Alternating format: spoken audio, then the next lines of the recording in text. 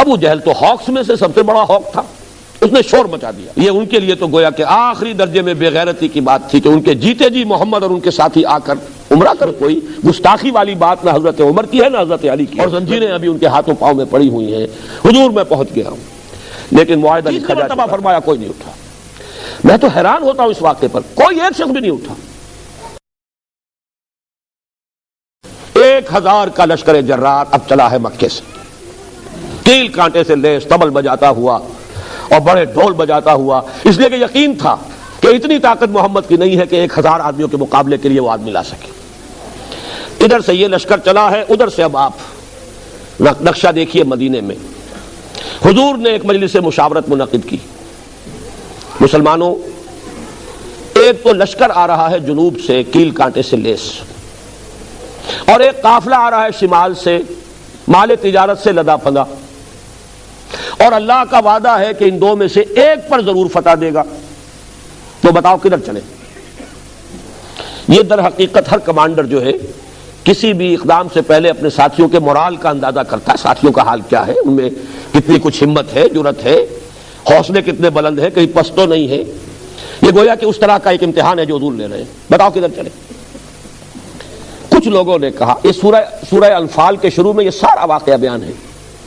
کچھ نے کہا چلیے جی حضور قافلے پر حملہ کریں، آدمی تھوڑے سے ہے 30 یا 50، ان پر ہم جلدی سے فتح حاصل کر لیں گے، اور ہمارے پاس تو ہتھیار بھی نہیں ہے، ہتھیار مل جائیں گے، مال غنیمت بہت سا مل جائے گا۔ بڑے دلائل کے انبار لگا دیے انہوں نے کہ چلنا چاہیے قافلے کی طرف، لشکر کی طرف نہیں۔ اب اللہ کی منشا کچھ اور ہے، اللہ کے رسول کی منشا کچھ اور ہے۔ وہ تو یہ ہے کہ لشکر کا مقابلہ کیا جائے، یوم الفرقان بنا دیا جائے، کفر کی قبر توڑ دی جائے۔ تو حضور منتظر ہیں۔ اس پر کھڑے ہوئے حضرت مقداد ابن اسود رضی اللہ تعالی عنہ، انہوں نے تاریخی خطبہ دیا کہ اے اللہ کے رسول، ہمیں موسیٰ کے ساتھیوں پر قیاس نہ کیجئے، جنہوں نے یہ کہہ دیا تھا فَاذْهَبْ أَنْتَ وَرَبُّكَ فَقَاتِلَا إِنَّا هَاهُنَا قَاعِدُونَ۔ ہم موسیٰ کے ساتھی نہیں، محمد کے صحابی ہیں صلی اللہ علیہ وسلم رضی اللہ تعالی عنہ مجمعین۔ جو آپ کا ارادہ ہو بسم اللہ کیجئے، کیا عجب کہ آپ کے ذریعے، ہمارے ذریعے سے اللہ آپ کو آنکھوں کی ٹھنڈک عطا فرمائے۔ حضور پھر بھی کچھ منتظر سے ہیں۔ حضرت ابو بکر کھڑے ہوئے، انہوں نے تقریر کی، حضور نے کوئی توجہ نہیں فرمائی۔ حضرت عمر نے کھڑے ہو کر تقریر کی، حضور نے توجہ نہیں فرمائی۔ اب خیال آیا حضرت سعد ابن عبادہ رضی اللہ تعالی عنہ جو رئیس انصار تھے، انہوں یہ خیال آ گیا کہ حضور کا روح سکون ہماری طرف ہے، اس لیے کہ پہلی 8 مہموں میں آپ نے کسی انصاری کو شامل نہیں کیا تھا، سب یہ مجاہدین گئے تھے، مہاجرین۔ اس لیے کہ جب وہ بیعت عقبہ ثانیہ ہوئی تھی تو طے یہ ہوا تھا اگر مدینے پر حملہ ہوگا تو ہم آپ کی حفاظت کریں گے جیسے اپنے اہل و عیال کی، اور یہاں مدینے پر ابھی حملہ نہیں ہوا ہے، حضور باہر نکل کر راستہ روکنا چاہ رہے ہیں۔ تو گویا کہ وہ جو معاہدہ تھا اس کے تحت تو حضور نہیں کہہ سکتے کہ تم چلو میرے ساتھ، اور حضور کو یہ معلوم ہے کہ صرف مہاجرین کی نفری اب کفایت نہیں کرے گی، 1000 کا لشکر آ رہا۔ تو حضرت سعد ابن عبادہ نے کھڑے ہو کر کہا، عرض کیا کانک تعنینا یا رسول اللہ، اے اللہ کے رسول، کچھ ایسے محسوس ہوتا ہے کہ آپ کا روح سکون ہماری طرف ہے، انصار کی طرف ہے۔ فَإِنَّا آمَنَّا بِكَ وَصَدَّقْنَاكَ، تو یا رسول اللہ ہم آپ پر ایمان لائے ہیں، ہم نے آپ کی تصدیق کی ہے، اب ہمارے لیے کوئی آپشن نہیں ہے۔ اگر آپ ہمیں حکم دیں گے اپنی سواریاں سمندر میں ڈال دیں گے، اگر آپ ہمیں حکم دیں گے برق الغماد تک پہنچ جائیں گے، چاہے ہماری اونٹنیاں لاغر ہو جائیں، آپ بسم اللہ کر کے جو آپ کا حکم ہو۔ بھول جائیے بیعت عقبہ ثانیہ میں کیا طے ہوا تھا کیا نہیں ہوا تھا، اصل مسئلہ یہ ہے کہ ہم نے آپ کو اللہ کا رسول مانا ہے، ہم آپ پر ایمان لائے ہیں۔ اسی جملے میں ذرا تھوڑا سا کہوں گا کہ ہم بھی اپنے غریبانوں میں جھانکیں کہ ہم بھی اللہ کا رسول مانتے ہیں، رسول کو صلی اللہ علیہ وسلم، لیکن ہم نے ان کے تقاضوں کو کیا سمجھا۔ بہرحال حضور کا چہرہ جو ہے دمک اٹھا، پھر یہ جنگ کے لیے نکلے۔ یہ سن 2 ہجری کا رمضان مبارک ہے اور 17واں اس کا دن ہے۔ یہ مٹ بھیڑ ہوئی اور یوم الفرقان قرار پایا۔ 313 صرف 2 گھوڑے، ذرا رسالہ تو دیکھیے، کیولری کنسسٹنگ آف 2 ہارسز، اور سب کے پاس تلواریں بھی نہیں، چند لوگوں کے پاس تلواریں ہیں، سامان ہے ہی نہیں، اور ادھر 1000 کا لشکر ہے اور پوری طرح کیل کانٹے سے لیس ہو کر آیا ہے۔ تو وہ تو یہ سمجھتے تھے کہ یقینی فتح ہے ہماری، جیسے 1965 میں بھارتی سمجھتے تھے کہ شام تک تو جیم خانہ کلب میں پہنچ کے وہاں تو ہم جشن منائیں گے، یقینی۔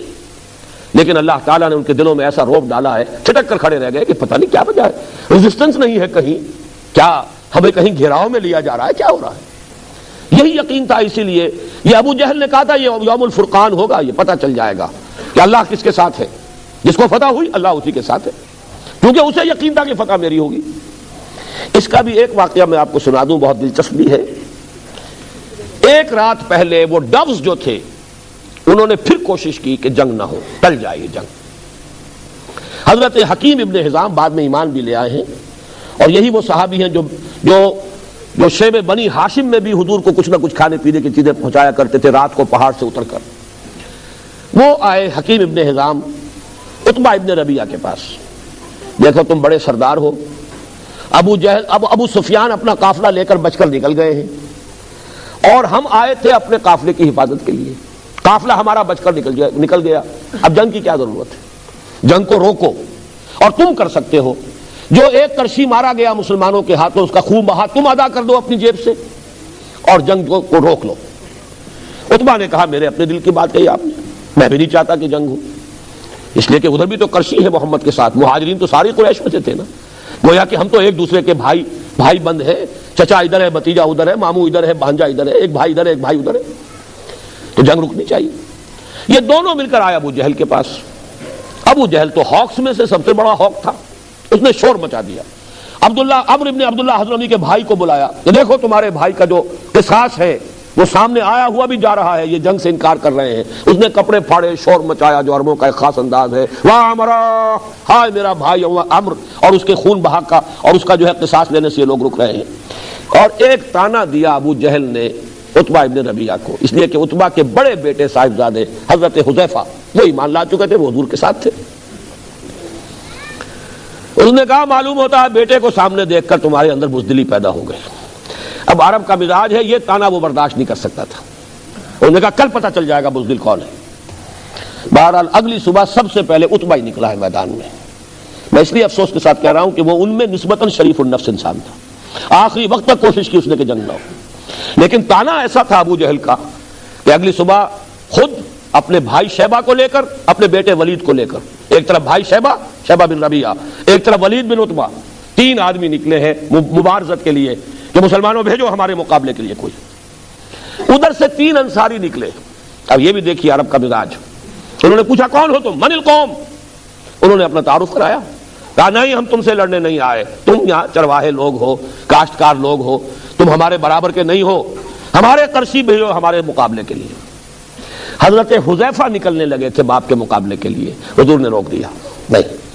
پھر حضرت حمزہ، حضرت علی اور ایک اور تیسرے صحابی، یہ تین نکلے ہیں۔ حضرت حمزہ نے واصل جہنم کیا عتبہ کو، حضرت علی نے ولید کو بھی، شیبہ کو بھی، البتہ تیسرے جو صحابی تھے حارث غالباً نام ہے ان کا، حارث ابن طالب، وہ پھر زخمی ہو گئے اور ان کا انتقال بعد میں ہوا ہے، ٹانگ کٹ گئی تھی، وار لگا تھا، وہ واپس جاتے ہوئے، لیکن بہرحال اللہ تعالیٰ نے فتح دی، اور فتح بھی اس شان کے ساتھ کہ 70 سردار مارے گئے، یوم الفرقان بنا دیا اللہ نے اس کو، 70 قیدی ہو گئے۔ یہاں سے یوں سمجھ لیجئے کہ آرمڈ کانفلکٹ شروع ہو گیا، 6th and final phase of the revolutionary struggle of محمد صلی اللہ علیہ وسلم۔ اس کے بعد اگلے سال غزوہ احد ہوا، اس میں کچھ وقتی طور پر مسلمانوں کے نظم کی خلاف ورزی کی وجہ سے شکست ہوئی۔ 1000 کا لشکر لے کر حضور نکلے تھے مدینے سے، 300 واپس چلے گئے منافقین عبداللہ ابن ابی کی سرکردگی میں، 700 کا مقابلہ 4000 سے تھا، لیکن یہ کہ حضور نے ایک درہ دیکھ لیا تھا، پیچھے تھا درہ، اگر اس طرف سے حملہ ہو گیا تو گویا کہ ہم دو طرف سے درغے میں آ جائیں گے۔ وہاں 50 تیر اندازوں کو مقرر کر دیا حضرت عبداللہ ابن جبیر رضی اللہ تعالیٰ عنہ کی سرکردگی میں، فرمایا دیکھو چاہے ہم سب قتل ہو جائیں، چاہے تم اپنی آنکھوں سے دیکھو کہ پرندے ہمارا گوشت نوچ نوچ کر کھا رہے ہیں، تب بھی تم یہاں سے مت ہٹنا۔ جنگ ہوئی، مسلمانوں کو فتح ہو گئی، وہ 4000 کا لشکر جو ہے 3000 کا بھاگ نکلا۔ اب مسلمان ان کا تعاقب کر رہے ہیں، وہاں جو کھڑے ہوئے تھے وہ 50 تیر انداز، ان میں ایک اختلاف ہو گیا۔ انہوں نے کہا حضور نے تو شکست کی حالت میں کہا تھا، اب تو فتح ہو چکی، لہذا کوئی ضرورت نہیں کہ اب کھڑے رہے۔ لیکن یہ کہ ان کے جو کمانڈر تھے حضرت عبداللہ ابن جبیر، وہ کہتے رہ گئے کہ یاد کرو حضور کے قول کو، مت پھرو یہاں سے، لیکن ان کی حکم عدولی کر کے 35 وہاں سے تیر انداز جو ہے جگہ چھوڑ کر چلے گئے، 15 رہ گئے۔ خالد ابن ولید تھے اس میں، وہ جو ان کی کیولری تھی 200 ہارسز کی، 200 horses strong cavalry under the command of Khalid ibn Walid. ان کی عقابی نگاہ نے دیکھ لیا کہ وہ درہ خالی ہے، اگرچہ شکست ہو چکی ہے لیکن اس شکست کو فتح میں بدل سکتا ہوں. پورا چکر لگایا ہے احد کا اور وہاں سے جو حملہ کیا ہے تو پھر وہ شکست میں بدل گئی فتح. 70 صحابہ شہید ہو گئے. اس پر جو قرآن مجید میں تبصرہ آیا ہے وَلَقَدْ صَدَقَكُمُ اللَّهُ وَعْدَهُ إِذْ تَحُسُّونَهُم بِإِذْنِهِ، اے مسلمانوں تم اللہ کو دوش نہیں دے سکتے، تم ہم سے شکایت نہیں کر سکتے، ہم نے اپنے وعدہ سچا کر دکھایا تھا، تمہیں مدد دی اور تمہیں فتح دی. تم انہیں گاجر مولی کی طرح کاٹ رہے تھے. حتی اذا فشلتم وتنازعتم فی الامر وعصیتم من بعد ما اراکم ما تحبون، لیکن جب تم نے ہی نظم کو ڈھیلا کر دیا، تم نے حکم کی نافرمانی کی. حضور کے حکم کی تو انہوں نے تعویل کر لی تھی کہ حضور نے تو کہا تھا اگر شکست ہو جائے تب، اب تو فتح ہو گئی، لیکن اصل لوکل کمانڈر کا حکم تو تھا نا، من اطاع امیری فقد اطاعنی ومن عصا امیری فقد عصانی، جو میں پہلے بیان کر چکا. جس نے میرے مقرر کردہ امیر کا کہنا مانا اس نے میرا کہنا مانا، جس نے اس کی نافرمانی کی اس نے میری نافرمانی کی. اس کی سزا ہے جو اللہ نے دی ہے. حضور زخمی ہوئے، دندان مبارک شہید ہوئے، خود کی کڑیاں جو ہے تلوار کا وار ایسے پڑا ہے کہ خود کی کڑیاں آپ کے رخسار کی ہڈی کے اندر گھس گئیں، وہ نکالی نہیں جا رہی تھی. ایک صحابی نے دانتوں سے پکڑ کر کھینچا ہے تو ان کے اپنے دانت نکل گئے. پھر خون کا فوارہ چھوٹا ہے، غشی تاری ہوئی ہے، خبر اڑ گئی کہ حضور قتل ہو گئے. مصعب بن عمیر قتل ہوئے، شہید ہوئے. وہ چونکہ علم بردار تھے، ان کے ایک ہاتھ میں علم تھا، اس پر تلوار کا وار ہوا کٹ گیا، دوسرے سے تھاما، دوسرے پر وار ہوا وہ بھی کٹ گیا، پھر دونوں بازوؤں کے بچے ہوئے حصوں سے تھاما، پھر شہید ہو گئے. حضرت حمزہ شہید ہو گئے. 70 صحابہ. یہ اپس اینڈ ڈاؤنز آئے ہیں. بدر میں 70 ان کے مارے گئے، احد میں 70 صحابہ شہید ہو گئے. لیکن یہ کہ بہرحال پھر غزوہ احزاب اب تفصیل میں بیان نہیں کر سکتا. 6 سال تک یہ اپس اینڈ ڈاؤنز چلے. بالآخر اللہ نے فتح دی. وہی رمضان کا مہینہ سن 8 ہجری اور 10,000 کا لشکر لے کر حضور صلی اللہ علیہ وسلم مکے میں داخل ہوئے ہیں فاتح کی حیثیت سے. 10 رمضان مبارک سن 8 ہجری. جاء الحق وزهق الباطل ان الباطل كان زهوقا. یہ گویا کہ وہ 6 جو سٹیجز ہیں. ایک اس میں درمیانی بات ہے جو میں چاہتا ہوں کہ ذرا آپ نوٹ کر لیں. درمیان میں ایک پوز آیا ہے ان 6 سالوں میں صلح حدیبیہ کا. حضور صلی اللہ علیہ وسلم نے خواب دیکھا کہ ہم عمرہ کر رہے ہیں. غزوہ احزاب کے بعد کی بات ہے. تو نبی کا تو خواب بھی وہی ہے. حضور نے فرمایا مسلمانوں تیاری کرو، ہم عمرے کے لیے چلیں گے. 1400 یا 1800 صحابہ آپ کے ساتھ گئے. احرام باندھا ہوا ہے اور تلواریں جو ہے نیام کے اندر ہیں اور عمرے کے لیے جا رہے ہیں. قریش کو پتہ چلا. یہ ان کے لیے تو گویا کہ آخری درجے میں بے غیرتی کی بات تھی کہ ان کے جیتے جی محمد اور ان کے ساتھی آ کر عمرہ کر لیں. ڈٹ گئے، مرنے مارنے پر تل گئے. بڑا جوش و خروش. حضرت عثمان کو بھیجا کہ کوئی مصالحت کی بات ہو، انہیں روک لیا. وہیں خبر اڑ گئی کہ حضرت عثمان شہید کر دیے گئے. تب حضور نے وہ بیعت لی، بیعت رضوان، جس کا قرآن مجید میں ذکر ہے. اللہ تعالیٰ راضی ہو گیا. لقد رضی اللہ عن المؤمنین اذ یبایعونک تحت الشجرہ. یہ بیعت حضور نے لی تھی، بیعت علی الموت، ہم سب یہاں مر جائیں گے، کوئی واپس نہیں جائے گا. اور بیعت علی لا نفر، بیعت کی تھی کہ یہاں سے بھاگنا نہیں ہے، اب یہیں جانے دینی ہے. لیکن یہ کہ مکے والوں کو بھی کچھ لوگوں نے، سمجھدار لوگوں نے سمجھا دیا کہ محمد اور ان کے ساتھی بھی آخری درجے میں تلے ہوئے ہیں، یہ بیعت ہو چکی ہے.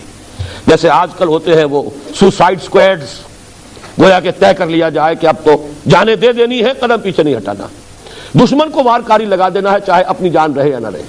گویا کہ اس انداز کی بات سمجھیے جدید اصطلاح میں کہ یہ بیعت اس لیے اتنی اللہ کو پسند آئی ہے کہ اللہ تعالیٰ نے اس کے اوپر اپنی رضامندی کا اعلان قرآن مجید میں کیا ہے. اس پر پھر قریش نے بھیجا ہے سہیل بن عمرو. یہ ایک بہت ہی جہاں دیدہ تجربے کار سردار، بعد میں یہ بھی ایمان لے آئے ہیں، لیکن اس وقت یہ قریش کی طرف سے نیگوشیٹر کی حیثیت سے آئے. اور انہوں نے آ کر پھر جو صلح کی شرائط ہوئی ہیں اس میں پھر وہ اعتراض کیا. حضور صلی اللہ علیہ وسلم نے جب لکھوانا شروع کیا تو حضور نے کہا، حضرت علی لکھ رہے تھے کاتب کی حیثیت سے، کہ لکھو یہ وہ معاہدہ ہے جو محمد الرسول اللہ اور قریش کے مابین طے پایا.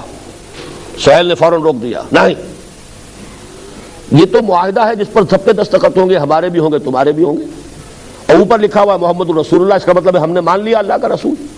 اگر ہم اللہ کا رسول مان لیں تو جھگڑا کائے گا؟ پھر ہم تو نہیں مانتے. یہاں لکھا جائے گا محمد ابن عبداللہ. حضور مسکرائے، فرمایا تم مانو یا نہ مانو میں اللہ کا رسول ہوں. لیکن حضرت علی سے آپ نے فرمایا کہ علی ذرا یہ مٹا دو حرف، رسول اللہ والے الفاظ ہٹا دو، ابن عبداللہ لکھ دو۔ حضرت علی نے عرض کیا حضور میں اپنے ہاتھ سے نہیں مٹا سکتا۔ بہرحال حضور نے پھر خود مٹایا۔ اس کے بعد صلح جو تھی بڑی ان ایکول تھی، یعنی یہ بھی اس میں طے کیا گیا کہ اگر کوئی مکے سے مسلمان آیا مدینے تو اسے واپس کرنا ہوگا، اور کوئی مدینے سے اگر مرتد ہو کر واپس مکے آتا ہے تو مکے والے واپس نہیں کریں گے۔ اب یہ ان ایکول ہے۔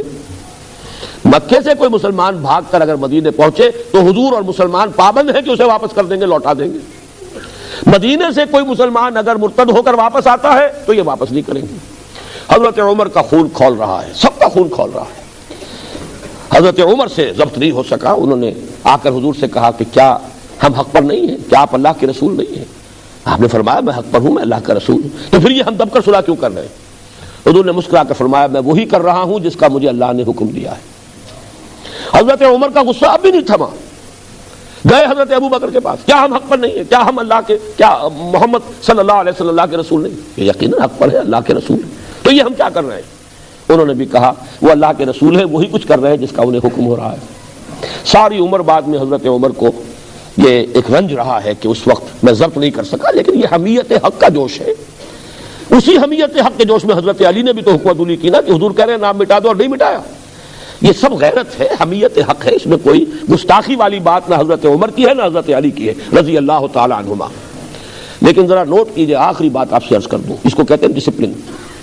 اس درجے خون کھول رہا ہے، لیکن حضور کا جو فرمان ہے تسلیم ہے، کوئی چوں نہیں کر رہا سوائے حضرت عمر نے جو تھوڑا سا یہ مکالمہ کیا ہے۔ جب صلح ہو گئی تو سب سے بڑا امتحان اسی وقت آ گیا۔ ابو جندل اسی سہیل ابن عمر کے بیٹے ایمان لائے ہوئے تھے، اور اس سہیل ابن عمر نے عمر بن سہیل نے رکھا ہوا تھا اسے اپنے گھر میں دو لوہے کی زنجیروں سے جکڑ کر۔ انہیں جب پتا چلا حضور اتنے قریب آئے ہوئے حدیبیہ میں، جس طرح بھی ہوا زنجیریں توڑوائیں، بھاگے آئے اس حال میں کہ جسم کے اوپر مار کے نشان ہیں اور زنجیریں ابھی ان کے ہاتھوں پاؤں میں پڑی ہوئی ہیں۔ حضور میں پہنچ گیا ہوں، لیکن معاہدہ لکھا جا چکا تھا کہ اگر کوئی آئے گا مکے والا واپس کرنا ہوگا۔ حضور نے کہا بھی کہ سہیل ابھی یہ معاہدہ ابھی لکھا گیا ہے، اس ایک معاملے کو ایگزیپٹ کر دو، ابو جندل کو ہمارے ساتھ جانے دو۔ میں اڑ گیا، نہیں معاہدہ ہو چکا، واپس کرنا ہوگا۔ حضور نے فرمایا ابو جندل صبر کرو، اللہ تمہارے لیے راستہ نکال دے گا۔ وہ چیخے چلائے مسلمانوں یہ مجھ پر کیا غضب ہو رہا ہے، ان بھیڑیوں کے حوالے مجھے کر رہے ہو دوبارہ، لیکن کیا کریں حضور کا حکم ہے، مسلمان کچھ نہیں کہہ سکتے۔ مکے میں جب تھے مارے کھاتے تھے، کچھ نہیں کہتے تھے، اس لیے کہ حضور کا حکم تھا۔ وہی معاملہ آج بھی ہے۔ یہ ڈسپلن ہے اصل میں کہ جس سے کامیابی حاصل ہوتی ہے، ورنہ اگر ڈسپلن نہ ہو معاملہ ختم ہو جائے گا۔ تفشلوا تذهب ریحکم، اگر تم جھگڑو گے تمہاری ہوا اکھڑ جائے گی۔ لیکن آخری جو عشق ہے، حضور نے فرمایا لو بھائی اب اگلے سال عمرہ کریں گے، معاہدے میں یہ تھا اس سال واپس جاؤ، اگلے سال آ کے عمرہ کرنا، ہم 3 دن کے لیے مکہ خالی کر دیں گے، تم ہی رہنا وہاں، تم ہی عمرہ کرنا، ہم چلے جائیں گے پہاڑوں پر۔ حضور نے فرمایا جس کے ساتھ قربانی کے جانور ہیں یہی ذبح کر دیے جائیں، اور اب احرام کھول دو، واپس چلنا ہے۔ حضور نے فرمایا اٹھ جاؤ قربانیاں دے دو، کوئی نہیں اٹھا۔ پھر فرمایا اٹھو قربانیاں دے دو، کوئی نہیں اٹھا۔ تیسری مرتبہ فرمایا کوئی نہیں اٹھا۔ میں تو حیران ہوتا ہوں اس واقعے پر، کوئی ایک شخص بھی نہیں اٹھا۔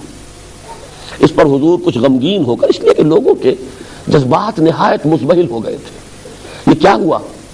حضور نے تو کہا تھا عمرہ کریں گے، ہم بغیر عمرہ کیے وہ جا رہے ہیں، اور ہم ڈر گئے ہیں کفر سے، دب گئے ہیں کفر سے، ہم نے اتنی گر کر صلح کیوں کر لی ہے؟ تو ضبط تو کر رہے ہیں، لیکن بہرحال قلبی احساسات جو ہے وہ تو انسان کے اپنے اختیار میں نہیں ہوتے، صدمہ تو ہوتا ہے، لہذا کوئی نہیں اٹھا۔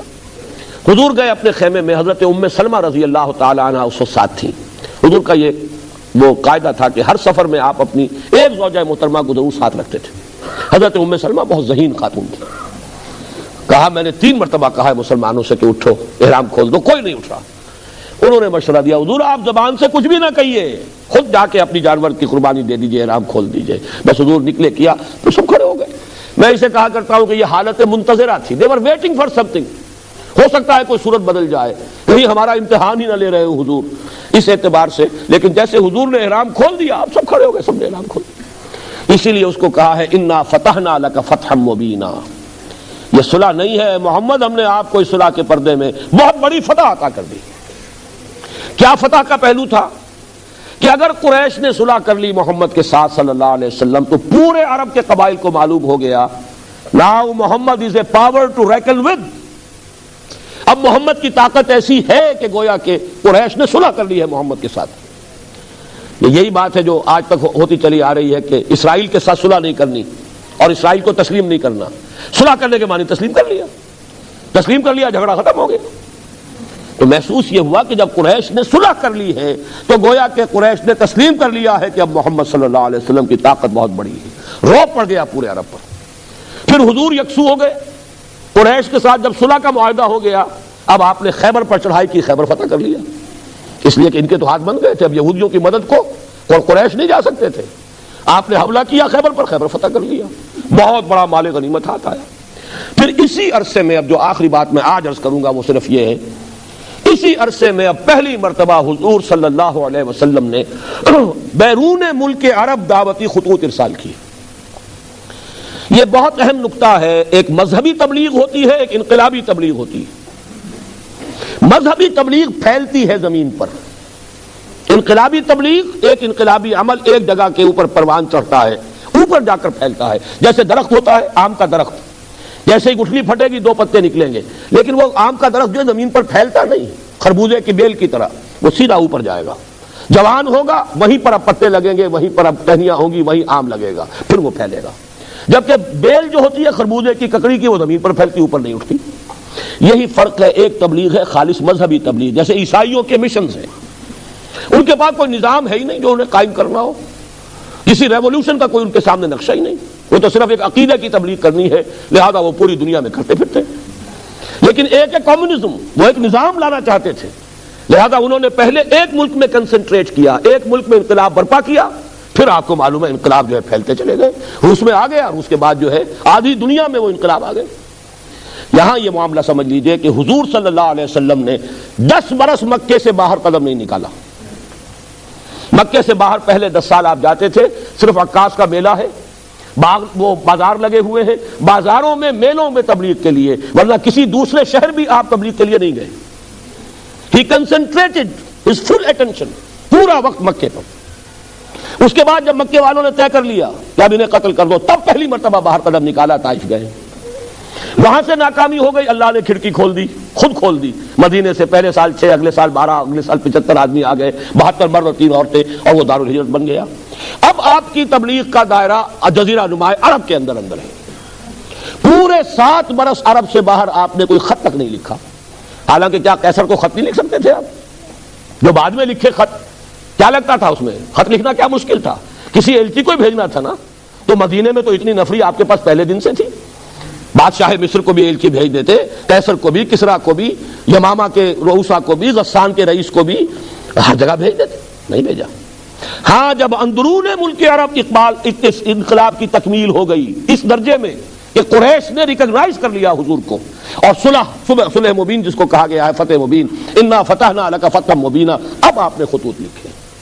گویا کہ اندرون ملک عرب ایک طرح سے کام اب تکمیل کو پہنچ رہا ہے, کیونکہ سن 7 کے بعد سن 8 میں مکہ فتح ہو گیا, اسی سال حنین کی فتح ہوئی, اور اس کے بعد عرب میں کوئی طاقت نہیں تھی جو حضور کے مقابلے میں آتی. لہذا اذا جاء نصر اللہ والفتح ورأيت الناس يدخلون في دین اللہ افواجا, پورے عرب میں اللہ کا دین غالب ہو گیا. یہ جو خطوط آپ نے بھیجے تھے, اس کے نتیجے میں اب بیرون ملک انقلاب محمدی کی تصویر ایکسپورٹ کرنے کا سلسلہ شروع ہوا. ان خطوط کے نتیجے میں قیصر نے حضور کے ایلچی کی بڑی عزت کی, لیکن ایمان نہیں لایا. کسرا نے توہین بھی کی, خط بھی پھاڑ دیا. حضور نے فرمایا اس نے میرا نامہ چاک نہیں کیا, اپنی سلطنت کے پرزے کر دیے. شاہ مصر تھا مقوقس, اس نے بھی عزت کی. یہ عیسائی تھے جو, کیونکہ ہرقل بھی عیسائی, وہ بھی جانتا تھا کہ اللہ کے نبی ہے. مقوقس نے بھی پہچان لیا تھا یہ اللہ کے نبی, کیونکہ عیسائیوں کے پاس علم تازہ تھا. ابھی وہ بحیرہ راہب تھا عیسائی, جس نے کہ ابو طالب سے کہا تھا یہ بچہ جو ہے اس کی حفاظت کرنا یہود سے, وہ اس کی جان کے در پہ ہو جائیں گے. تو ان کے ہاں علم تھا. حضرت سلمان فارسی کو بھی ایک عیسائی راہب نے کہا تھا جاؤ جنوب کی طرف, کھجوروں کی سرزمین میں نبی آخر الزمان کا ظہور ہونے والا ہے. تو مقوقس نے بھی یہ کیا, ہدیے بھی بھیجے. آپ کو معلوم ہے ماریا قبطیہ جو حضور کی حرم ہے, جن کے بطن سے حضرت ابراہیم کی ولادت ہوئی ہے, وہ انہی کی طرف سے بھیجی ہوئی تھی. اور وہ براق جو ہے, وہ جو دلدل جو آپ کا جو تھا, وہ بھی وہاں سے آیا ہوا تھا. بہرحال لیکن ایک غسانی جو رئیس تھا تو عرب شام کے علاقے کا، اس نے حضور کے ایلچی کو شہید کر دیا۔ یہ گویا کہ انقلاب کے آگے بڑھنے کے لیے اللہ نے راستہ کھول دیا۔ حضور نے انتقام کے لیے فوج بھیجی، غزوہ موتا ہوا، لیکن موتا کی جنگ جو ہے وہ اس اعتبار سے بڑی انیکول تھی، 3000 گئے تھے ادھر سے، وہاں سے 1 لاکھ مقابلے پر آ گئے۔ حضرت زید بن حارثہ شہید ہو گئے، حضرت جعفر طیار شہید ہو گئے، حضرت عبداللہ ابن رواحہ شہید ہو گئے، پھر حضرت خالد بن ولید نے کمان ہاتھ میں لی ہے اور اپنی حسن تدبیر سے اس لشکر کو بچا کر نکال کر لے آئے۔ پھر حضور نے آخری سفر کیا اپنی حیات طیبہ کا، غزوہ تبوک، 30,000 صحابہ کو لے کر آپ نے مارچ کیا ہے شام کی طرف، اور آپ 15 دن مقیم رہے ہیں تبوک میں، بلکہ شاید زیادہ 15 سے۔ لیکن یہ کہ ہرقل لاکھوں کی فوج لے کر موجود تھا شام کے علاقے میں، سامنے نہیں آیا، وہ پہچان چکا تھا یہ اللہ کے نبی۔ حضور آگے نہیں بڑھے، وہاں قیام فرما کر آس پاس کے قبائل کے ساتھ صلح کر کے اور ان کو حلیف بنا کر واپس آ گئے۔ یہ ہے سن 9 کا واقعہ، اور آپ کو معلوم ہے سن 10 میں پھر آپ نے اپنا حجۃ الوداع آخری حج کیا۔ بلکہ یہ بھی نوٹ کر لیجئے، یہ بھی ہماری جو ویلیوز ہیں ان سے بڑی مختلف بات ہے۔ ظاہر بات ہے کہ سن 7 سے پہلے تو حضور حج کر ہی نہیں سکتے تھے، مکے میں تو کرتے ہی ہوں گے، لیکن ہجرت کے بعد تو ظاہر بات ہے امکان ہی نہیں تھا، وہاں پر تسلط تھا کفار کا۔ لیکن سن 7 میں آپ نے عمرہ کیا ہے، عمرہ قضا۔ سن 6 میں صلح حدیبیہ ہوا، 8 میں مکہ فتح ہو گیا رمضان میں، لیکن آپ نے حج نہیں کیا۔ سن 9 میں بھی آپ نے حج نہیں کیا، حضرت ابو بکر کی عمارت میں قافلہ حج بھیج دیا، اور ہم یہ سمجھتے ہیں کہ بس ہر سال حج کرنا ہی سب سے بڑی عبادت ہے، دین کو قائم کرنے کی جد و جہد ہے نہیں، لگے ہوئے دنیا ہی کمانے میں، حلال سے حرام سے، بس ہر سال حج کر لیا تو گویا کہ ساری حرام خوری جو ہے وہ پاک ہو جائے گی اس ذریعے سے۔ ہمارے تصورات یہ ہیں، حضور کی ساری توجہ ہے اس اپنے مشن پر، دین کو غالب کرنے کی جد و جہد، ورنہ حضور سے زیادہ کس کو خواہش ہوگی حج کرنے کی۔ سن 8 میں حج نہیں کیا، سن 9 میں حج نہیں کیا، سن 10 میں کیا ہے۔ سن 10 میں جب حج کیا ہے آپ نے تو اپنا وہ خطبہ دیا۔ اے مسلمانوں، یہ بڑا تاریخی خطبہ ہے حجۃ الوداع کا۔ بنیادی جو امور تھے اپنی دعوت کے وہ پھر اثر نو واضح کیے۔ آخر میں ایک سوال کیا، الا هل بلغت، لوگوں میں نے پہنچا دیا یا نہیں؟ اور یہ حیرت انگیز واقعہ ہے کہ حضور کے ایک سوال کے جواب میں صحابہ نے 3 باتیں کہی، انا نشهد انک قد بلغت وادیت ونصحت، بلکہ ایک روایت میں 4 ہے، انک ادیت الامانۃ وبلغت الرسالۃ ونصحت الامۃ وکشفت الغمۃ۔ ہم گواہ ہیں نبی، آپ نے رسالت کا حق ادا کر دیا، پیغام کا حق ادا کر دیا، ہماری خیر خواہی کا حق ادا کر دیا، آپ نے گمراہی کے جو پردے ہیں اندھیارے انہیں چاک کر دیا۔ 3 مرتبہ حضور نے سوال کیا، 3 مرتبہ جواب لیا۔ پھر آپ نے نگاہ اٹھائی آسمان کی طرف، انگشت شہادت سے اشارہ کیا 3 مرتبہ، پہلے آسمان کی طرف اشارہ، پھر لوگوں کی طرف۔ 1.25 لاکھ کا مجمع تھا، تصور کیجئے 22 برس پہلے ایک تنہا آدمی کھڑا ہوا تھا دعوت لے کر، اسے مجنوں کہا گیا، شاعر کہا گیا، شاعر کہا گیا، پاگل کہا گیا، مسحور کہا گیا، ان تتبعون الا رجلا مسحورا، ساحر، مسحور، شاعر، کذاب، نہ معلوم کیا کیا کچھ کہا گیا، اکیلا آدمی، اور کل 22 برس۔ 22 برس بھی کون سے؟ قمری، جو ہمارے 21 بنے گی، اور انقلاب عظیم، 1.25 لاکھ کا مجمع سامنے اور خطبہ دے رہے ہیں، الا هل بلغت انا نشهد انک قد بلغت الرسالۃ وادیت الامانۃ ونصحت الامۃ وکشفت الغمۃ۔ اب آپ فرماتے ہیں اللہم اشہد، اللہم اشہد، اللہم اشہد، اے اللہ تو بھی گواہ رہے۔ اس کو میں کہا کرتا ہوں سائی آف ریلیف، وہ بارے گراں جو میرے کندھے پر آیا تھا، اے اللہ گواہ رہے، یہ مان رہے ہیں میں نے پہنچا دیا، میرا فرض منصبی ادا ہو گیا۔ یہی گواہی اللہ تعالیٰ کے رسول قیامت کے دن دیں گے۔ فَكَيْفَ إِذَا جِئْنَا مِن كُلِّ أُمَّةٍ بِشَهِيدٍ وَجِئْنَا بِكَ عَلَىٰ هَؤُلَاءِ شَهِيدًا۔ ہر امت کا رسول کھڑا ہوگا، پہلے ٹیسٹیفائی کرے گا پروزیکیوشن وٹنس کی حیثیت سے، اے اللہ تیرا دین جو مجھ تک آیا تھا میں نے پہنچا دیا تھا، now they are responsible, they are accountable, وہ جواب دیں۔ یہ نہیں کہہ سکتے کہ میں نے تیرا پیغام پہنچایا نہیں، وہ گواہی آپ لے کر گئے اس دنیا میں، الا هل بلغت انا نشهد انک قد بلغت الرسالۃ وادیت الامانۃ ونصحت الامۃ وکشفت الغمۃ۔ اللہم اشہد، اللہم اشہد، اللہم اشہد، اے اللہ تو بھی گواہ رہے۔ اور پھر فرمایا فلیبلغ الشاہد الغائب، اب یہ بوجھ میرے کندھے سے اتر کر تمہارے کندھوں پر آ گیا ہے، اب تمہیں پہنچانا ہے، جو یہاں ہے ان ان کے ذمے ہے پہنچانا ان کو جو یہاں نہیں ہے۔ جو یہاں نہیں ہے میں وہ پوری نوع انسانی بھی شامل تھی جو اس وقت دنیا میں موجود تھی، اور وہ پوری نسل انسانی بھی ہے جو قیامت تک دنیا میں آئے گی، اس لیے کہ وہ آیت میں آج بھی آپ کو سنا چکا، ما ارسلناک الا کافۃ للناس بشیرا ونذیرا، ہم نے تو آپ کو بھیجا ہے پوری نوع انسانی کے لیے۔ تو ابھی وقت فرصت ہے کہاں، کام ابھی باقی ہے۔ ابھی تو ایک ملک ہے جس پر اللہ کے دین کا جھنڈا لہرا رہا ہے، دین کا غلبہ ہوا صرف جزیرہ نما عرب پر۔ ابھی تو تمہارے لیے بہت محنت اور مشقت کا میدان ہے، اب یہ بوجھ میرے کندھے سے اتر کر تمہارے کندھے پر آ گیا ہے۔ اور یہی نقطہ ہے اس میں، قدم قدم پر معجزہ ہو سکتا تھا حضور کے لیے، لیکن آئندہ امت کے لیے معجزے کیسے ہوتے؟ معجزے تو نبی کے لیے ہیں، رسول کے لیے ہیں، جبکہ امت کے ذمہ یہ آنا تھا کام کہ بقیہ پوری نوع انسانی تک، پورے عالم انسانی تک دین کی تبلیغ اور دین کو قائم کرنا تمہاری ذمہ داری ہے۔ یہ مشن امت کے حوالے کر کے غزوہ یہ حجۃ الوداع کے شاید 3 مہینے بلکہ 3 مہینے سے کم ہے عرصہ جو حضور اس دنیا میں رہے ہیں، پھر آپ کا وہ مرض وفات ہوا ہے، اور اسی میں پھر وہ کیفیت کہ آپ کے الفاظ آخری جو زبان مبارک پر تھے، اللہم فی الرفیق الاعلی۔ اس کا پس منظر یہ ہے کہ بعض احادیث سے معلوم ہوتا ہے کہ انبیاء اور رسل کو اللہ تعالیٰ کی طرف سے آپشن ہوتا ہے، آپ کا کام پورا ہو گیا، آپ واپس آنا چاہیں تو ابھی آ جائیں، ابھی اور دنیا میں ٹھہرنا چاہیں تو اور ٹھہر لیں۔ یہ آپشن حضور کے سامنے بھی آیا، حضور نے پھر خطبہ بھی دیا تھا ایک روز مرض وفات میں، ذرا سی جب آپ کو تھوڑا سا ریلیف ہوا تھا، باہر آپ آئے، حضرت ابوبکر نماز پڑھا رہے تھے، انہوں نے پیچھے ہٹنا چاہا، حضور نے فرمایا نہیں تم ہی نماز پڑھاؤ، حضور ان کے برابر بیٹھ گئے۔ تو گویا کہ حضرت ابوبکر حضرت حضور کی اقتداء میں نماز پڑھ رہے تھے، اور بقیہ مسلمانوں کے لیے امام حضرت ابوبکر تھے۔ سلام پھیرنے کے بعد آپ نے فرمایا اللہ نے اپنے ایک بندے کو ایک آفر دی، ایک آپشن دی، اور تو بندے نے اللہ ہی کو پسند کر لیا۔ حضرت ابوبکر رو پڑے، باقی لوگ نہیں سمجھے کیوں رو رہے ہیں، لیکن حضرت ابوبکر سمجھ گئے تھے کہ یہ بات کیا کہی جا رہی، حضور اپنے انتقال کی خبر دے رہے ہیں۔ بہرحال آخری الفاظ بھی یہ تھے کہ اللہ بس میرا جو کام تھا وہ ہو گیا، میرے ذمے جو فرض منصبی تھا ادا ہو گیا، جزیرہ نما عرب پر تیرے دین کا جھنڈا لہرا رہا ہے، تیرا دین غالب ہو گیا ہے، وہ نظام میں نے قائم کر دیا ہے، لیظہرہ علی الدین کلہ، اس کی تکمیل ہو گئی ہے، اب تو مزید یہاں رہنے کی کوئی آرزو نہیں، اللہم فی الرفیق الاعلی، اب تو رفیق اعلیٰ ہی کا قرب جو ہے وہ درکار ہے۔ اس سے آگے اب انشاءاللہ کل بات ہوگی امت نے اس کے بعد کیا کیا ہے، خلافت راشدہ کا دور، پھر ہمارا زوال، امت کی حیثیت سے ہماری تاریخ کے 4 ادوار جو گزر چکے، 5واں دور جس پر ہم اس وقت کھڑے ہیں، اس وقت دنیا میں مسلمانوں کا اور اسلام کا حال کیا ہے، خطرات اور اندیشے کیا ہیں، مشن ہمارے حوالے کیا ہے، اگر اس مشن کی تکمیل کے لیے کمر کسے تو اس کا طریقہ کار کیا ہے، اس پر انشاءاللہ کل گفتگو ہوگی۔ اقول قولی ھذا واستغفر اللہ لی ولکم ولسائر المسلمین والمسلمات۔